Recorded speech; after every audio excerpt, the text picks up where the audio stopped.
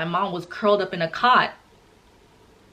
I don't want to cry, I'm so emotional, but I thank her.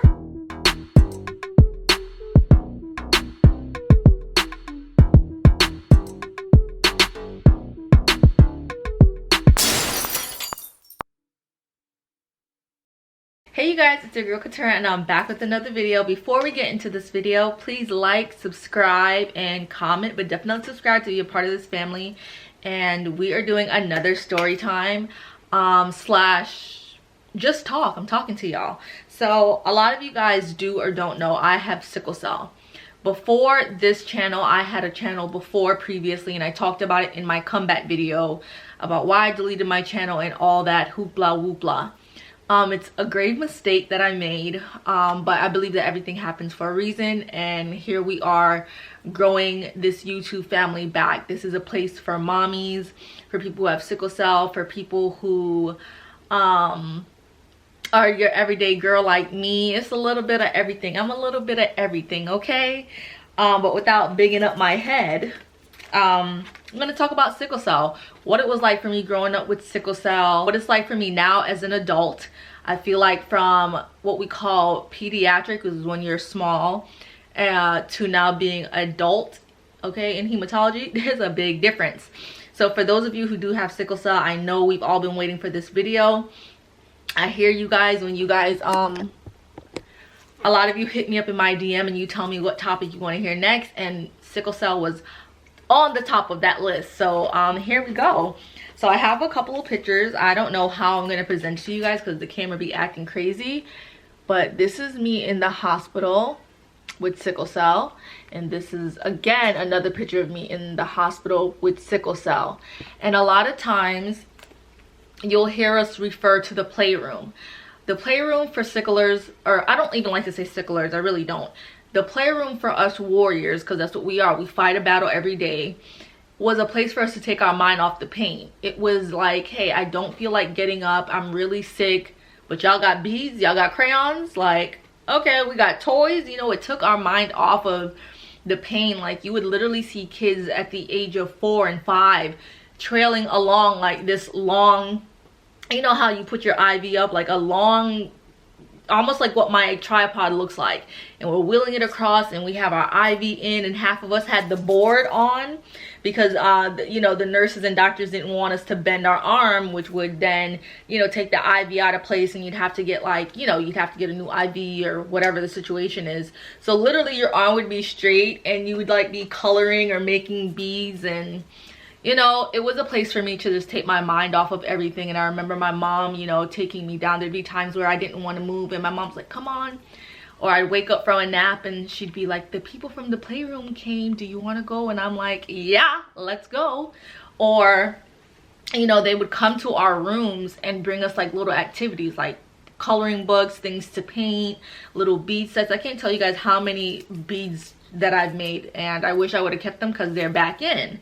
But I really am thankful for that. I'm pretty sure it's still the same, but you know, even when I look at these pictures, guys, just having Santa come, and you can see my arm come up close in the board that I'm telling you guys about. Okay, I don't know if you guys can see it, but my arm's like in the board, and I must have got a gift because they would come by and drop off gifts. And then in this picture, you can literally see the bead necklace that I made. So yeah, there it is. I will tell you, with sickle cell, I've had my worst flare up when I was you know, younger.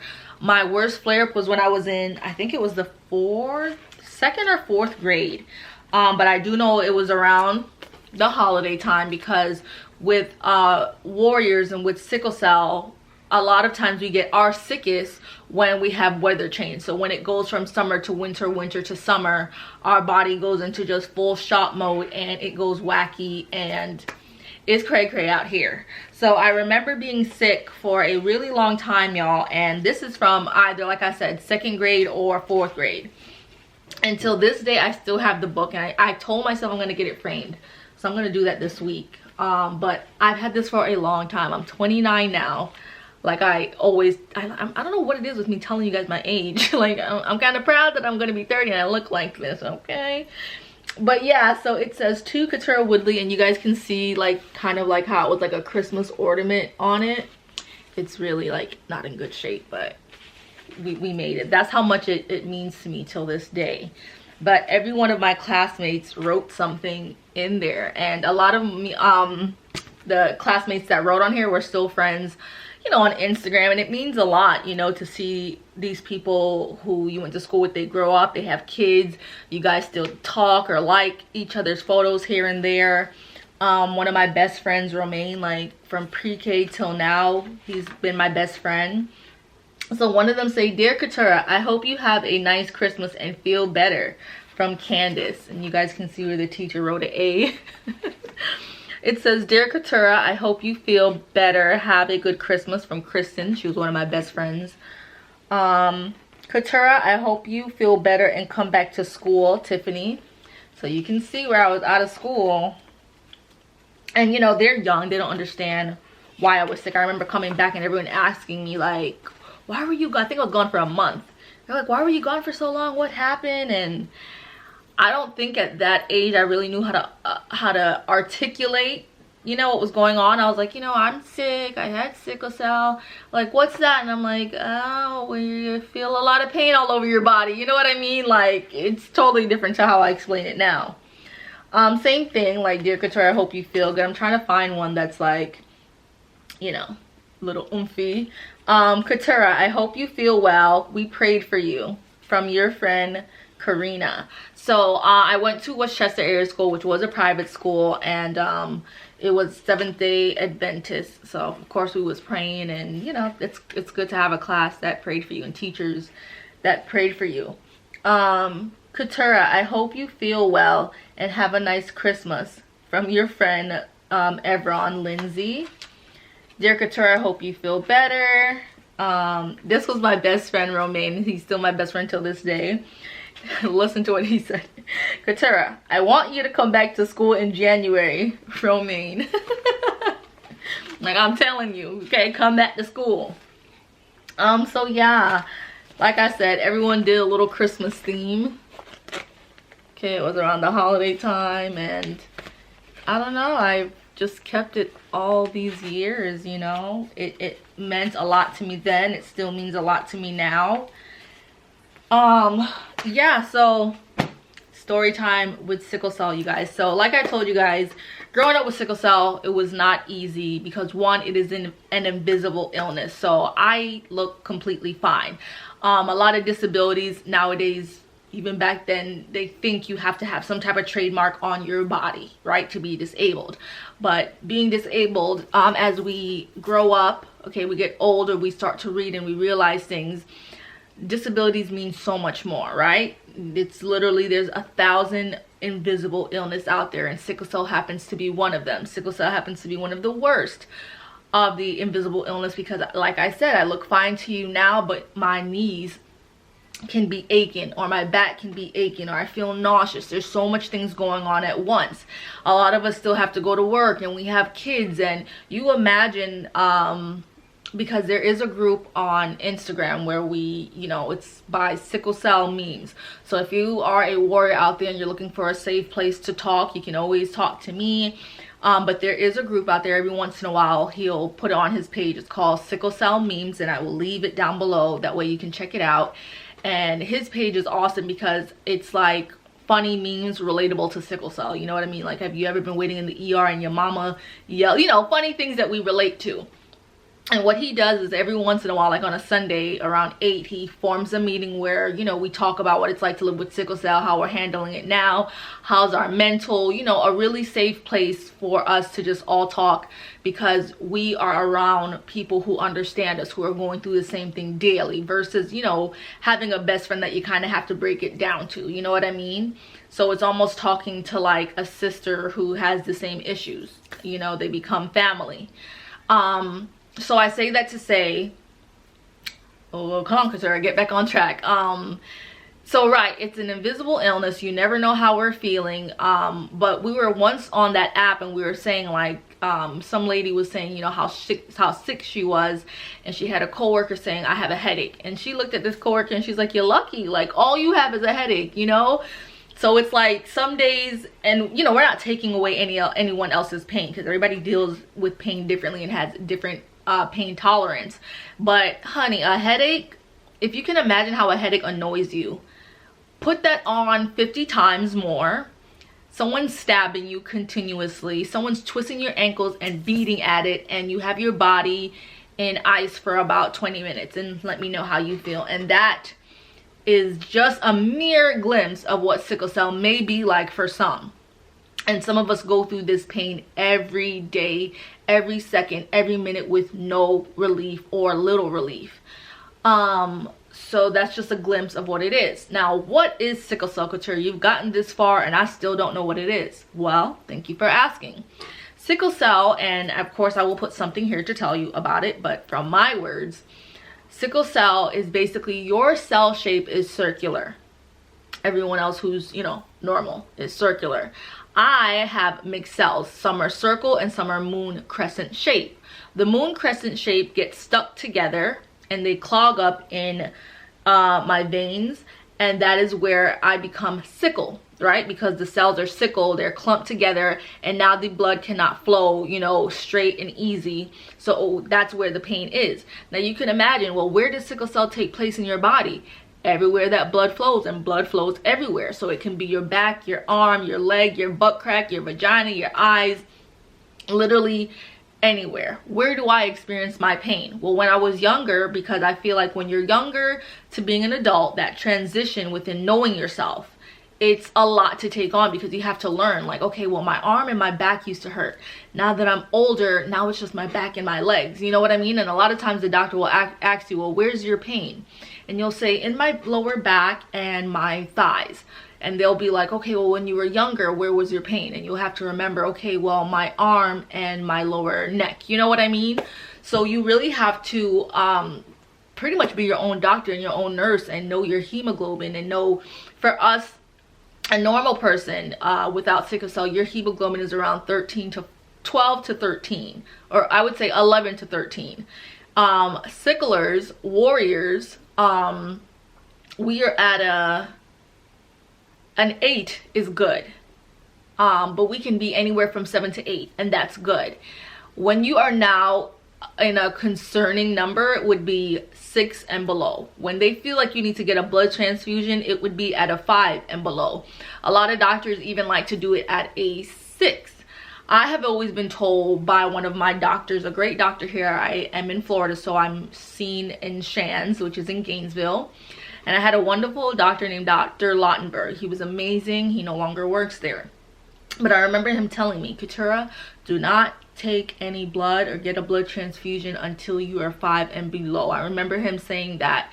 And a lot of times what happens is that, you know, you sign up to get these blood transfusion because you're a 6 and the doctors are pushing it, but your body, you know, has the ability to kind of I don't want to say heal itself, if that's the right word, but it kind of, if you do the right thing and you stay on top of yourself, it has a way of changing. I remember being at a 5 one time and almost being ready to get a blood transfusion, and my mom was like, let's hold on, you know, a little bit longer, and it's shooting back up to a 7. You know what I mean? Things like that.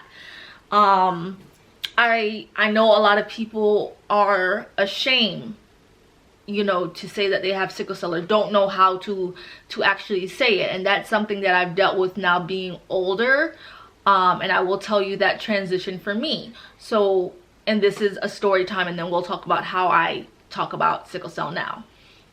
So when I was younger, not even younger, I was in college. I'm going off to college. I went to Tallahassee, have a group of friends or whatever, you know, did college, working, everything. I do everything like a normal person and even more. Hooah! But I was getting ready to leave and head back home and, you know, get my life started and figure out what to do from now. You know, my time in Tallahassee had expired, and my friends threw a little get together for me, but it was a pool party. And with sickle cell, we cannot do cold water, we cannot do cold weather. It is a no-no, and will certainly activate those cells, and you will be in excruciating pain to the point that you have to go to the hospital or take pain meds ASAP. And when I was in Tallahassee, they did not have the best healthcare. You know, the hospitals there are trash, super trash, leave you for dead trash, but that's another story. So you know, we're at this pool party and I'm like, oh my god, you know, my friends know I have sickle cell, but they don't really know to the full extent. Like, they don't know what can and cannot trigger it, you know what I mean? And I'm not gonna lie, I wouldn't say I was embarrassed. I didn't really know how to tell them, like, hey guys, you know, I have my sickle cell, will not allow me to go in this pool. I kind of wanted to fit in. I wanted to like be by the pool and hang out with my friends and have a good time. So I was like, okay, you can take some medicine and, you know, maybe it'll numb your body and you can go in the pool. But if you want to risk that, Couture, you'll, you know, I just weighing the options in my head. Like, I don't want to go to that hospital, you know, they'll leave me for dead. Like, oh, think smart, like, you know. So I see a jacuzzi and I'm like, bingo, I'm gonna chill in the jacuzzi, they chill in the pool, it's all good. Mind you, we're in Florida, it's the summer, it is hot, and I got no business being in that jacuzzi while it is that hot. Woo child. So I was in the jacuzzi by myself, just chilling, you know, relaxing, acting like I'm having fun. I'm in there literally by myself, watching my friends jump, do backflips and laugh and all that type of stuff. They're like, hey Couture, why are you still in that jacuzzi? Come on man, we know you hot. And I'm literally like, you know, at this point I'm seeing to everyone like how, you know, dehydrated I'm getting. And I'm like, no, I'm fine guys, you know, I'm just chilling out, you know, I don't like to be cold, that pool seems a little cold. And they're like, no, it's fine, like, yeah, it's a little cold at first, but once you jump in, it's great. I'm like, no guys, I'm good. So they staying there for maybe 20 minutes more, and you know, they realize I'm not getting over this, so they come in the jacuzzi and they're like, dang girl, like, you know, when you get in the jacuzzi it's hot, and they're like, how are you in here for so long? And I'm just like, guys, this is nothing, I'm cool, like, I'm great. And they're like, we're throwing this pool party for you, you're not gonna get in this pool? I'm like, all right. No, you know, at this point I'm thinking, you know what, I've been in this jacuzzi for like 30 to 40 minutes, you know, I've got enough heat on my body, like a little coat of protection, I should be okay, right? Wrong. So I jump into the pool, we having a great time, and I feel sickle cell bite onto my legs, and I'm just like in the pool, literally, I'm like, what have I done? And I'm being dramatic because I need to paint y'all this picture, and this is just my personality. So I'm like, what have I done? And I'm just like, I can't move, like my legs literally are hurting me. So I literally creep out the pool. And you know how there's steps at the pool, and I'm sitting down and I'm just like rocking back and forth. When I'm in pain, I tend to like rock. It's kind of like a way to, I don't know, it just helps me alleviate pain. Like when the pain's really bad, we tend to just rock as warriors, you know. So I'm rocking back and forth and my friend's like, what's wrong? And I'm like, at this point y'all, I can't hold it in no more. Activate the tears. I'm like, my leg's hurting me, y'all, my sickle cell has started. And she's like, what, you're sick? Okay, where's your medicine? I'm like, I don't have it, it's in the apartment, like, And she's like, okay, well, let's go, let me take you to the apartment. And I'm like, I can't walk, my legs. She's like, you can't what? I'm like, I can't walk, my legs, the sickle cell pain. And I'm screaming because the pain is excruciating. So my homeboy lifts me up, they literally are running, like we're all soaked, nobody got time for towels, nothing. Run to the apartment, I get my medicine. The medicine's not helping because at this point I'm at a full 10. And a 10, we have a scale. So from 1 to 10, what's your pain level? 10 means go to the hospital, I can't talk. Listen. Me off. And my friend was like, what you talking about? I said, I can't really get into it. All I can tell y'all is that it's about to go down. Listen, it's about to go down, Kevin Hart style. So I'm literally like, can't move my legs. What legs? My friend is in the car driving crazy, trying to get me to the hospital. They're like, okay, you're gonna be fine. I mean, I'm screaming. It's like a horror scene. So they're freaking out. They're like, oh my God, like what? She looks fine, but we don't know. You know what I mean? Like I look fine, but yet I'm screaming. So they're panicking. We get it to the hospital and they're like, okay, get out the car, like, okay, it's kind of far, like, can you walk yet? I'm like, no, I can't walk, I already told y'all that, I'm back here screaming. So one of my good friends, literally, I'm telling you, became a track star. She's a runner, she's a track star. She gonna get that wheelchair if it's far. She got that wheelchair for your girl. They put me in the wheelchair, and I'm telling you, I have never gone so fast in a wheelchair in my life. Like, people, God puts the right people at the right time, and those friends got me to where I needed to go fast. And yeah, I got to the hospital. Of course, it's always a long wait in the ER. I think I waited for 6 hours. to the point that my friends now got a glimpse of what it was like. I mean, they were so aggravated. Like, what's taking so long? There's like 4 people in the ER. My friend's screaming for her life. No, you know, like, when other people get mad for you, they will literally not stop. Hell and high water, they're gonna go hard for you. Especially when, I hate to say, some of the friends are white. I had 2 of my, you know, black homegirls, but my 2 white friends were just like, this is wrong. This is ridiculous. Like, what are you gonna do about it? Like, okay. It's like Kevin Hart. Have y'all ever watched, not Kevin Hart, Cat Williams? When they're like, when you call white people and it's the wrong number and they're like, who are you trying to reach? It's like Shakita. I don't know, I have to put that skit in because y'all not gonna get it. Y'all probably like, okay, get on with the story. Motherfuckers up at 3 o'clock in the morning with the wrong number and they won't even be mad at you. They just, hello? No, I'm sorry, no Shaquita here. Well, what number did you dial? No, it's a 9, not a 7. We'll try it. If it doesn't work, call me back. We'll figure this thing out. But anyways, y'all, so the moral of the story and the lesson learned was like, I became wiser in like, no is no, Couture. You cannot go in no cold water, okay? And being able to be more comfortable in telling people like, hey, I have sickle cell and what it really is, and advocating for myself, whether I'm in the hospital or I'm not. Fast forward to now being an adult, not saying that I wasn't an adult in college, but now I'm a mom.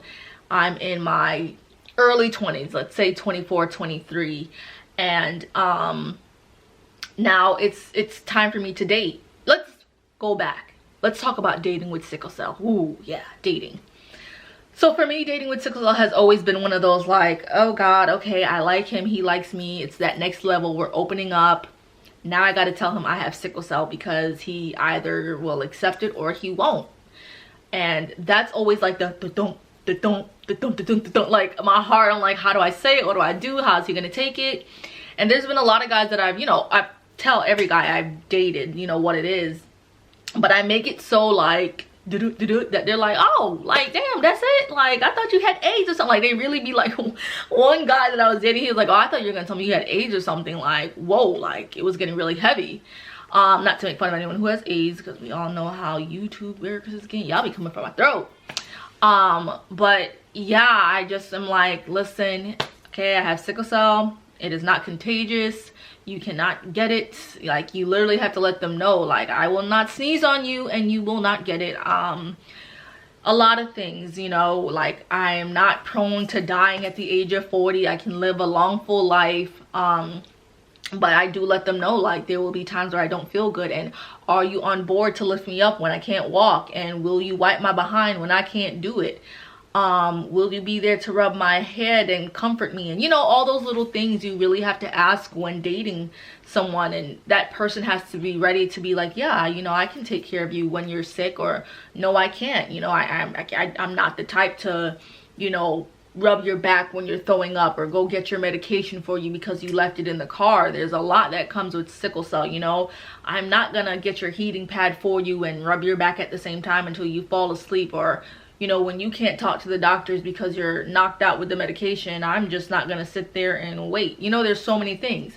Then you do have those men that I've had that were literally like, yeah, like, I had a boyfriend who one time I caught a sickle cell crisis right on the toilet and I could not wipe my behind, and I kid you not, I knew that man loved me when he wiped my booty after I finished taking a number 2. Okay, wiped my booty, got me in the shower, literally like washed me off, and I knew that he loved me right then and there, no question whatsoever.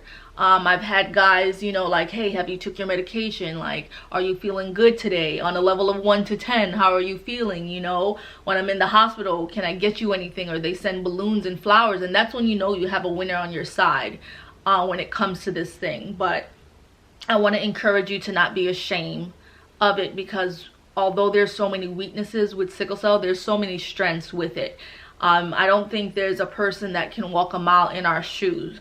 I do believe that when they say God gives, you know, the hardest task to their strongest soldier, that means a lot, you know, because I see people complain about a headache and, oh my God, I got a paper cut and it hurts so bad. And I'm just like, oh, a paper cut. Like, imagine having to take medicine and your ass still hurts. You know what I mean? Like, it's like, really? And I take my hat off to those warriors who are mothers. You know, I only have a son, but some of y'all have 2 or 3 kids, and I'm like, how are you doing it? So yeah, I don't know. I hope you guys enjoyed this story time and what sickle cell truly is. Yeah, so I take my hat off to, you know, those single mothers out there. I take my hat off to the men who have sickle cell and, you know, are dating these women out here. I know a lot of men with sickle cell, they feel like they can't have kids, and that's always a concern. We'll get into that, you know, having sickle cell and feeling like you can't have kids, because I'm living proof that you can have kids, and there's a lot of warriors out there who do have children. So don't feel like, oh, because I have sickle cell I can't have kids. No, but I will always advise you guys to please go get checked while we're doing this whole dating game, and you do have sickle cell. Please go get checked. If you do like someone and you tell them that you have sickle cell and you guys want to take it to that next level, and you thinking kids are involved, I want to marry this guy, whatever, because things do happen before you get married, it's nothing but a quick blood test to determine if he has sickle cell, if he has the trait, and that then determines your child's future. When I was married, my son's father, before we, you know, got heavily involved, I'm like, listen, I'm starting to like you, you're starting to like me, I can see a future. You know, I told him about sickle cell, and I'm like, I don't know if you do or you do not, so go get checked. And I remember him getting tested, and he has nothing. Because I do have sickle cell, my son only has a trait, and that is beautiful to me, that he will not experience what I've experienced in life. So if we can help it, you know, back in the days, our parents didn't know, you know, like my mom and my dad didn't know they had the trait, because I'm pretty sure if they knew, that they would have never had a me, you know what I mean? They would have went about it a different way.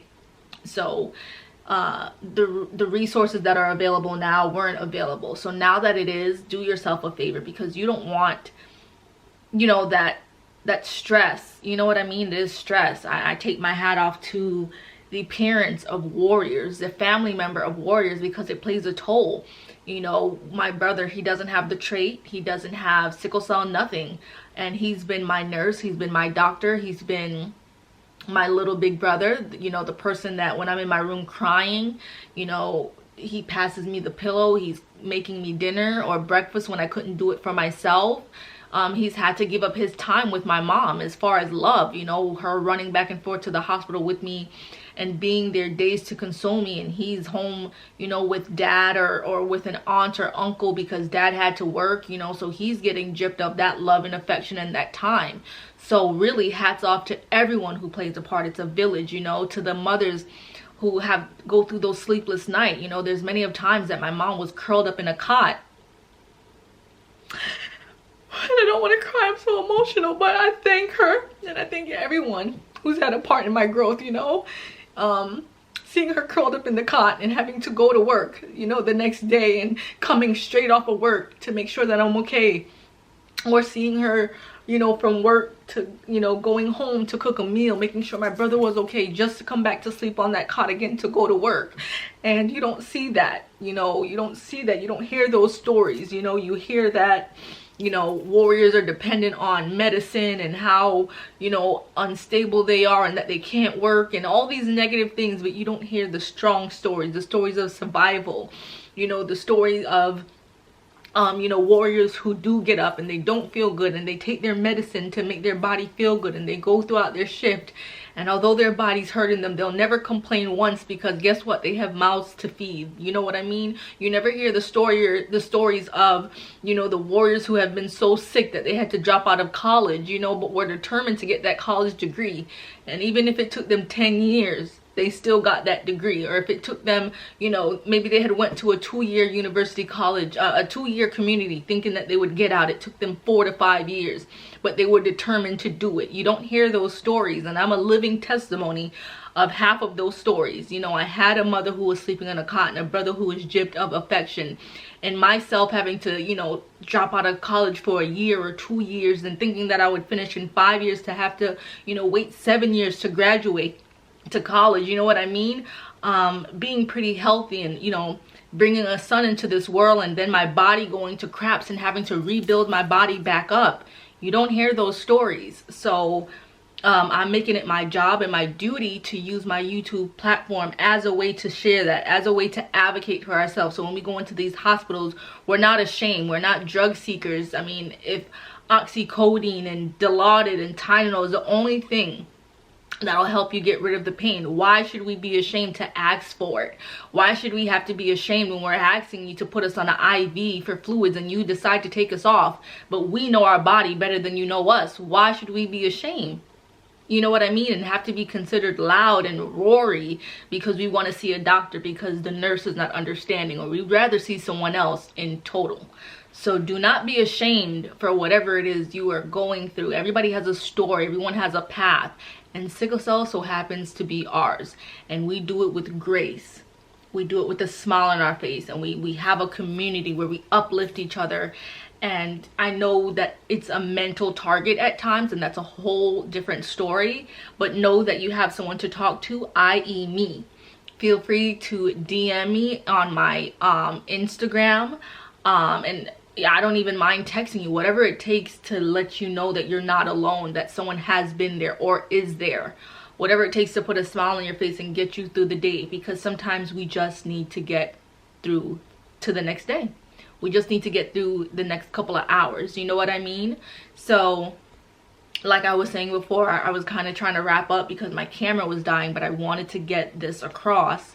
I hope you guys enjoyed this story time. I hope you enjoy all the story times to come because they're true. Nothing is made up. And I hope you guys do like, comment, and subscribe. If you do have sickle cell, please tell me your story, what it's like. Or just say, hey, I have sickle cell too. I do truly like to interact, and I want to grow this community, you know, my YouTube in general, with a family where we all feel comfortable whether we have sickle cell or not, and to just learn off of each other. And in closing, I do have videos to help you guys manage your pain better, because a lot of times, especially through COVID, it's not the best thing to go to the hospital. I know a lot of us are very stoic and we like to try to take care of ourselves at home before we go to the hospital, and I have a lot of holistic ways to do that. And with that being said, I will of course leave my videos at the end of this. You can kind of just click it at the outro, or you'll see it kind of come up here on the screen, and I'll leave the links below to the videos where it's, you know, when I had COVID, how to take care of that. If you have flu or cough and you just feel sick, you know, the things to take. Which would be the nutmeg. It's literally like a walking heating pad. Wherever you have pain, you spray it and you are good to go for 30 minutes to even hours, depending on how severe the pain is. Vitamin B12 when you're kind of low in energy, which we tend to be as warriors because of our anemia. And you take this and it helps with your energy. And golden seal echinacea. We tend to catch colds really quickly. And that just kind of helps, you know, get your body and your immune system boosted. And, you know, vitamin C, all those good things that we need. I tell you guys about it.